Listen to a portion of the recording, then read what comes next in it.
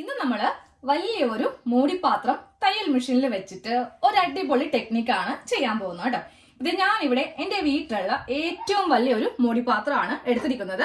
അപ്പോൾ സ്റ്റീൽ പാത്രമോ അല്ലെങ്കിൽ ഒരു ബക്കറ്റിന്റെ മൂടിയോ എന്തെങ്കിലും മതി. ഇപ്പൊ സ്റ്റീൽ പാത്രം തന്നെ വേണമെന്ന് യാതൊരു നിർബന്ധവും ഇല്ല. അത്യാവശ്യം നല്ല വലിപ്പമുള്ള ഒരു മൂടി അങ്ങോട്ട് എടുക്കാം. നമുക്ക് ഈ ഒരു റൗണ്ട് ഷേപ്പ് കിട്ടാൻ വേണ്ടിയിട്ടാണ് കേട്ടോ.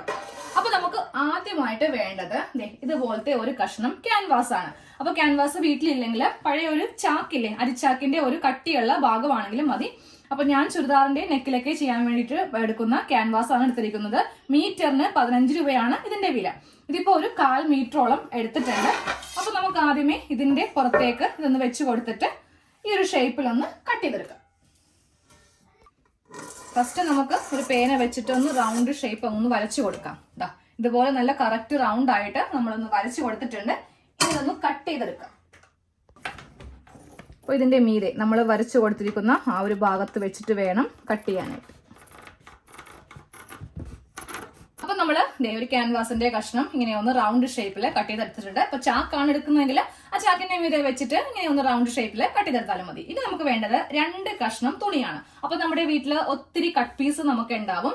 അപ്പൊ ഞാൻ ഇപ്പൊ ഒരു കഷ്ണം എടുത്തിട്ടുണ്ട്. അതിന്റെ ഉൾഭാഗമാണ് എടുത്തിരിക്കുന്നത് കേട്ടോ. അപ്പൊ നമുക്ക് ഇനി ഇതിന്റെ മീതെ വെച്ചിട്ട് ഇതൊന്ന് ഒട്ടിച്ചെടുക്കാം. ഒട്ടിച്ചെടുക്കുമ്പോൾ ശ്രദ്ധിക്കുക, ഇതിന് 2 വശങ്ങളുണ്ട്. ഈ ഭാഗം കണ്ടില്ലേ, വളരെ റഫാണ്. ഇത് തുണിയുമായിട്ട് ഒട്ടത്തില്ല. ഗ്ലേസിംഗ് ഉള്ള ഭാഗമേ തുണിയുമായിട്ട് ഒട്ടുകയുള്ളൂ. അപ്പൊ തുണിയുടെ ഉൾഭാഗം വേണം ഇങ്ങനെ അങ്ങോട്ട് വെക്കാനായിട്ട്. ഇനി നമുക്ക് അയൺ ബോക്സ് വെച്ചിട്ട് ഇതൊന്ന് ഒട്ടിച്ചുകൊണ്ട് വരാം. അപ്പൊ നമ്മള് ക്യാൻവാസ് ഇങ്ങനെ ഒന്ന് ഒട്ടിച്ച് എടുത്തിട്ടുണ്ട് കേട്ടോ. തുണിയുടെ ഉൾഭാഗത്താണ് ഇങ്ങനെ ഒന്ന് ഒട്ടിച്ചെടുത്തിരിക്കുന്നത്. ഇത് കണ്ടില്ലേ, നല്ല വശമാണ് ഈ കാണുന്നത്. ഇനി നമുക്ക് ഒരു കഷ്ണം തുണിയും കൂടെ വേണം. അപ്പൊ നമ്മൾ എടുക്കുമ്പോൾ ഈ 2 തുണിയും തമ്മിൽ എന്തെങ്കിലുമൊക്കെ ഒരു ബന്ധമൊക്കെ ഉണ്ടെങ്കിൽ, അതായത് ഇപ്പൊ റെഡ് ആൻഡ് ബ്ലാക്ക് എന്നൊക്കെ പറയുമ്പോൾ നല്ലൊരു കോമ്പിനേഷൻ ആണ്. അപ്പൊ നമുക്ക് ഈ ഒരു ഉണ്ടാക്കുന്ന ഈ ഒരു സംഭവത്തിന്റെ അകവും പുറവും നല്ല തുണിയാണെങ്കിൽ കുറച്ചുകൂടി കാണാൻ ഭംഗിയായിരിക്കും. അപ്പൊ ഞാൻ ഈ ഒരു തുണിയാണ് എടുത്തിരിക്കുന്നത് കേട്ടോ. അതിന്റെ നല്ല വശം ഇങ്ങനെ അങ്ങ് വെച്ചു കൊടുക്കാം. ഇതിന്റെ ഉൾവശമാണ് ഈ കാണുന്നത്. കട്ട് പീസ് ആണ് കേട്ടോ. ഒറ്റ ഒരു 1/2 മീറ്ററോ അല്ലെങ്കിൽ 1/4 മീറ്ററോ ഒന്നുമല്ല, ചെറിയൊരു കട്ട് പീസ് ഇങ്ങനെ കൂടെ എടുത്തു. ഇനി ഇതിന്റെ മീതെ ഇതിന്റെ നല്ല വശവും വെച്ചു കൊടുക്കാം.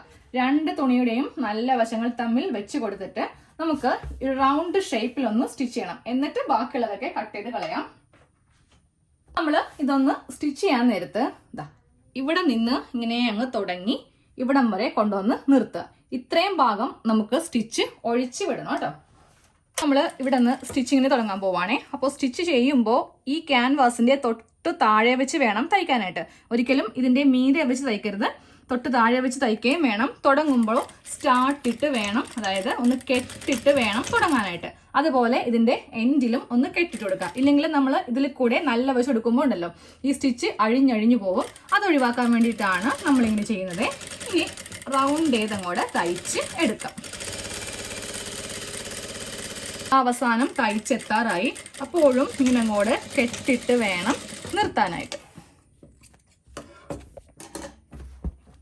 അപ്പൊ നമ്മള് ഈ ഭാഗത്ത് ഇങ്ങനെ അങ്ങോട്ട് റൗണ്ട് ചെയ്ത് തയ്ച്ചെടുത്തു.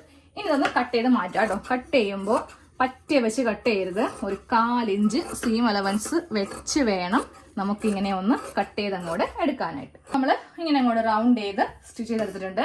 ഇനി ഒരു 4 ഇഞ്ച് ഗ്യാപ്പ് വിട്ടിട്ട് തയ്യലിൽ കൊള്ളാതെ അവിടെ അവിടെയായിട്ട് ചെറിയ കട്ടിങ് ഇങ്ങനെ ഒന്ന് നിർത്തുക. അപ്പൊ നമുക്ക് നല്ലൊരു ഷേപ്പിൽ തന്നെ നല്ല വശം കിട്ടും. അവിടെ ഇങ്ങനെ അങ്ങ് കട്ട് ചെയ്ത് കൊടുത്തിട്ടുണ്ട്. ഇനി നമ്മൾ ഒരു ഭാഗമില്ലേ, അതായത് തയ്ക്കാത്തൊരു ഭാഗമുണ്ട്. ഇത്രയും ഭാഗം ഓപ്പണിംഗ് ആണ്. ഈ ഒരു ഭാഗത്ത് കൂടെ നല്ല വശം ഇങ്ങനെ അങ്ങോട്ട് എടുക്കാം കേട്ടോ. അപ്പൊ നമ്മൾ നല്ല വശം എടുത്തിട്ടുണ്ട് കേട്ടോ. നല്ല വശം ഇങ്ങനെ അങ്ങോട്ട് എടുത്തിട്ടുണ്ട്. അപ്പൊ ഇത്രയും ഭാഗം ഇങ്ങനെ സ്റ്റിച്ചിങ് ഉണ്ടാവത്തില്ല.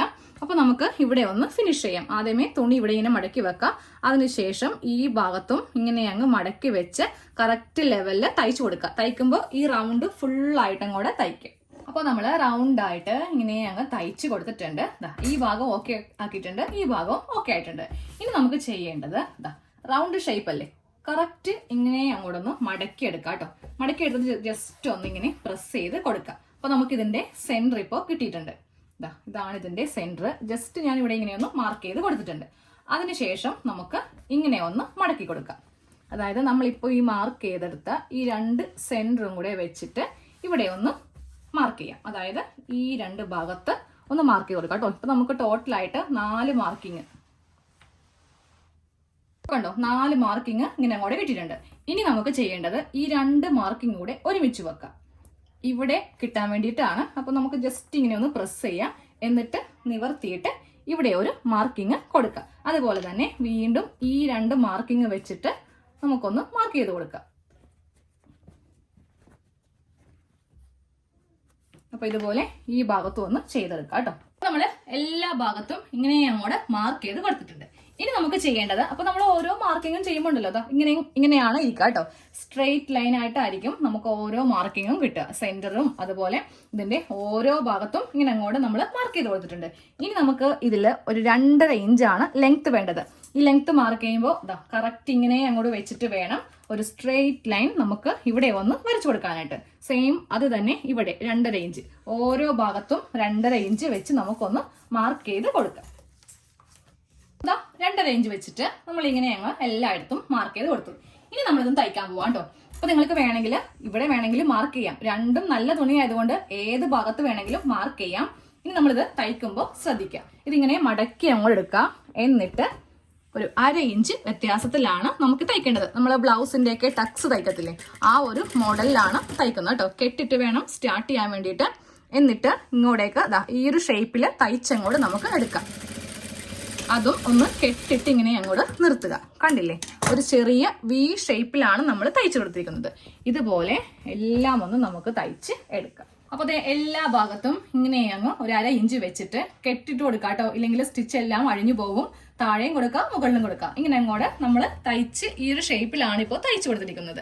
ഇനി അതിന്റെ ഉൾവശം കാണിച്ചു തരാം. ഉൾവശത്താണെങ്കിലും ഈ ഒരു ഷേപ്പാണ് നമ്മൾ കൊടുത്തിരിക്കുന്നത് കേട്ടോ. ഈ ഒരു സ്റ്റിഫ് കിട്ടാൻ വേണ്ടിയിട്ടാണ് നമ്മൾ ക്യാൻവാസ് ഒട്ടിച്ചു കൊടുത്തത്. ക്യാൻവാസ് ഇല്ലെങ്കിൽ ചാക്കിന്റെ കട്ടിയുള്ള ഭാഗമില്ലേ, അതാണെങ്കിലും മതി. അത് വെച്ചിട്ടൊന്ന് തയ്ച്ചെടുത്താലും മതി.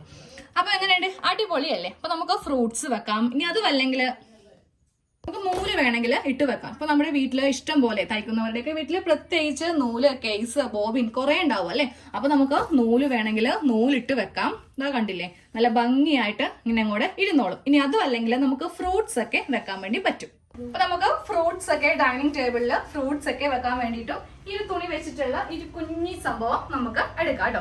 അപ്പൊ എല്ലാവരും വീട്ടില് കട്ട് പീസ് എന്താണെങ്കിലും ഉണ്ടാവും. ക്യാൻവാസ് ഇല്ലെങ്കിൽ ചാക്കാണെങ്കിലും മതി. അത് വെച്ചിട്ട് ഇങ്ങനെ ചെയ്തെടുക്കാം കേട്ടോ.